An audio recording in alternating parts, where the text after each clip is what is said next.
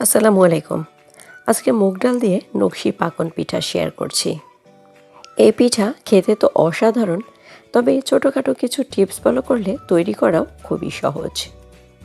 আশা করছি আমার ভিডিওটি ফলো করে যে কেউই খুব সহজে এই পিঠাটি তৈরি করে নিতে পারবেন। এই পিঠা তৈরির জন্য মুগ ডাল তো লাগবেই। এখানে 1 কাপ ভর্তি করে মুগ ডাল নিলাম। প্রথমে চুলার আঁচকে মিডিয়াম করে অনবরত নেড়ে চেড়ে মুগ ডালকে কিছুটা ভেজে নিব। তবে ভাজার ক্ষেত্রে অবশ্যই খেয়াল রাখবো ডাল যাতে পুড়ে না যায়, তাহলে পিঠা খেতে ভালো হবে না। প্রায় 4 থেকে 5 মিনিট চুলার আঁচকে মিডিয়াম করে এভাবে অনবরত নেড়ে চেড়ে সুন্দর একটা সুঘ্রাণ আসলে অফ করে দেব। চাইলে দাঁত দিয়ে কেটেও বোঝা যায় যে ডাল ভাজা হলো কিনা। ব্যাস, এবার চুলাকে অফ করে দিচ্ছি। এবার বেশ কয়েকবার পানি পাল্টিয়ে পাল্টিয়ে ডালকে খুব পরিষ্কার করে ভালো করে ধুয়ে নিতে হবে। পরিষ্কার পানি বের হওয়া অবধি ডালকে খুব ভালো করে কষলিয়ে ধুয়ে নিব। ডালকেও পরিষ্কার করে ধোয়া হয়ে গেছে। এবার এভাবেই কিছুটা বেশি পানি দিয়ে 3 থেকে 4 ঘন্টা ভিজিয়ে রাখছি। অনেকটা সময় ভিজিয়ে রাখার কারণে ডাল কিন্তু তুলনামূলক সফট হয়ে যাবে, যার কারণে সিদ্ধ হতে খুব বেশি একটা সময় লাগবে না। আর এই ডাল সিদ্ধ হওয়ার জন্য আমি পানি ব্যবহার করেছি নর্মাল পানি 4 কাপ।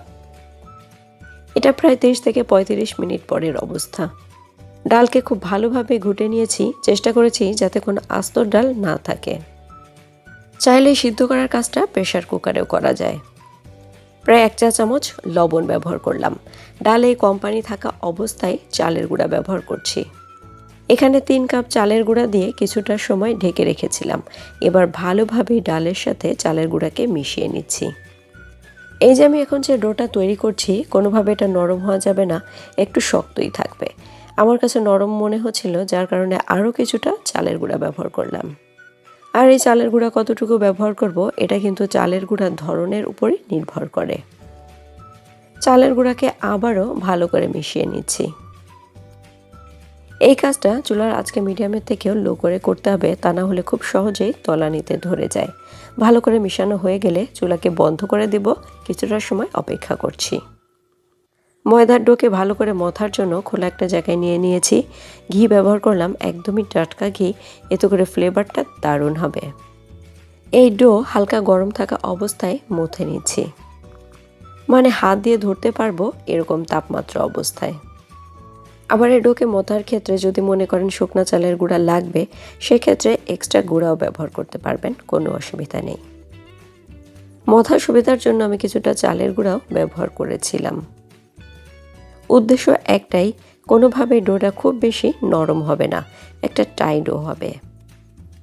হাতের তালু দিয়ে চেপে চেপে 3 থেকে 4 মিনিট এভাবে ডোকে মথে নিয়েছি।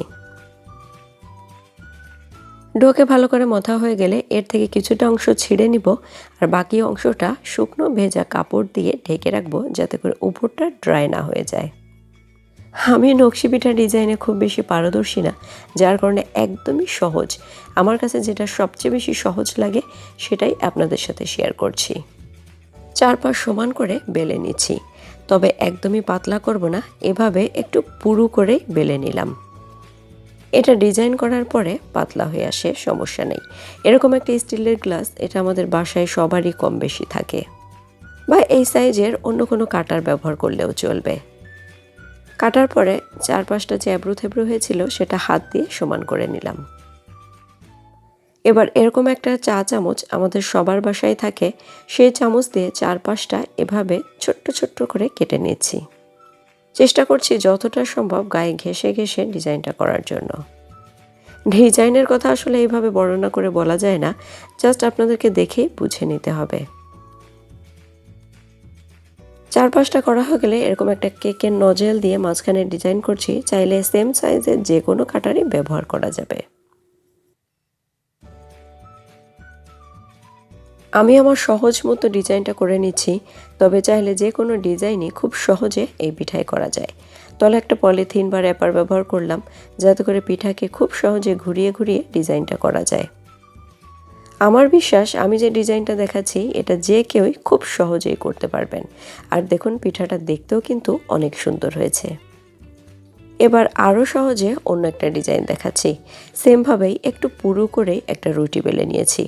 এবার একটা কাটার বা চোঁচ দিয়ে, আমরা তো খুলনা অঞ্চলের মানুষ এটাকে চোঁচই বলে থাকি, সেটা দিয়ে একটা পাতার আকার করে কেটে নিচ্ছি।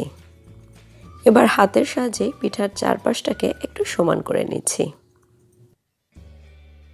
এবার আবারও একটা চা চামচের সাহায্যে পাতার আকার দেব। কিভাবে ডিজাইনটা করছি একটু খেয়াল করুন। এই পিঠা মানে নকশি পাকন পিঠা, শীতের অন্যান্য পিঠা আমার চ্যানেলে অলরেডি দেওয়া আছে, চাইলে আপনারা খুব সহজে সেগুলো আয়ত্ত করতে পারবেন। পিঠার দুপাশ থেকেও একটু চেপে পাতার আকার করে দিলাম। এবার চামচের সাহায্যেই পাতার মাঝখানে যে শিরাগুলো থাকে সেটা দেওয়ার চেষ্টা করছি। আমার বিশ্বাস আপনাদের কাছেও এই ডিজাইনটা খুবই সহজ লাগবে। আপাতত এই দুটো ডিজাইনই সবগুলো পিঠাতে করে নিচ্ছি। পিঠা ভাজতে যাওয়ার আগে শিরা ব্যবহার করছি। চিনি ব্যবহার করলাম 1 কাপ। 2টা এলাচ ব্যবহার করছি, মুখটা সামান্য ফাটিয়ে দিয়েছি, এতে করে ফ্লেভারটা দারুণ হবে। পানিও ব্যবহার করব 1 কাপ। সামান্য একটু জাফরান কালার ব্যবহার করলাম, এতে করে পিঠার কালারটা দারুণ হয়। তবে এটা একদমই অপশনাল, থাকলে ব্যবহার করতে পারেন, না থাকলে দরকার নেই। এবার চুলাকে অন করে দিয়েছি। শিরাকে জাল করব প্রায় 10 মিনিট, 8 থেকে 10 মিনিট। তবে এই শিরাকে একটা দুতার করার কোনো প্রয়োজন হয় না। ঠিক 10 মিনিট পরে এসে চুলাকে বন্ধ করে নিচ্ছি। এবার পিঠা ভাজতে চলে আসলাম। এই পিঠা ভাজার জন্য একটু ডুবো তেলেরই প্রয়োজন হয়। পিঠা ভাজার কথা নতুন করে কি বলবো, আমার বিশ্বাস কিছুটা টিপস ফলো করলে যে কেউই খুব সহজে পিঠাকে পারফেক্টভাবে ভাজতে পারবে। এই পিঠা একটু সময় নিয়ে ভাজতে হবে, যেহেতু পিঠাটা একটু পুরু করে তৈরি করা হয়। প্রথমে চুলার আঁচকে খুব বেশি বাড়িয়ে রাখবো না, তাহলে উপর থেকে খুব বেশি কালার চলে আসবে, আবার ভিতরে কিছুটা কাঁচা থেকে যাবে। যার কারণে চুলার আঁচকে মিডিয়ামের থেকে একটু লো করে ভেজে নিয়েছি, আর প্রতিবারই এভাবে উল্টে পাল্টে নিয়েছি, মানে এক পাশ খুব বেশি জাল করিনি। আবার একবারে চুলার আঁচকে খুব বেশি ধাওয়া জাল করে পিঠা দেওয়া যাবে না, এতে করে খুব সহজেই পিঠা পুড়ে যাবে। আমি এর থেকে আর পিঠাকে খুব বেশি ভাজলাম না, তবে চাইলে এর থেকে আর একটুও ভেজে নিতে পারবেন। পিঠাকে প্যান থেকে উঠিয়ে এভাবে হালকা একটু তেলকে ঝাড়া দিয়ে সরাসরি শিরায় দিয়ে দেব। শিরায় পিঠাগুলো ভেজানোর ক্ষেত্রে কোনোভাবেই শিরা খুব বেশি গরম থাকা যাবে না, এতে করে পিঠার ভিতরে রস প্রবেশ করে না। এই পিঠাকে শিরার ভিতর ভিজিয়ে রাখার কোনোই প্রয়োজন হয় না, বরঞ্চ এভাবে একটু নাড়াচাড়া দিয়েই শিরা থেকে পিঠাকে অন্য একটা পাত্রে তুলে নেব। ঠিক সেম প্রসেসে বাকি পিঠাগুলোকেও ভেজে নিব। আজকে যে টিপসগুলো শেয়ার করলাম, আশা করি নতুন রাঁধুনি বা যে কেউই খুব সহজেই মুচমুচে পাকন পিঠার এই রেসিপিটি তৈরি করতে পারবেন। এরকম আরও মজার মজার রেসিপি পাওয়ার জন্য চ্যানেলটি সাবস্ক্রাইব করে সাথেই থাকুন। আগামী দিনের নতুন রেসিপি দেখার আমন্ত্রণ রইল। সবাই আমার জন্য দোয়া করবেন। আল্লাহ হাফেজ।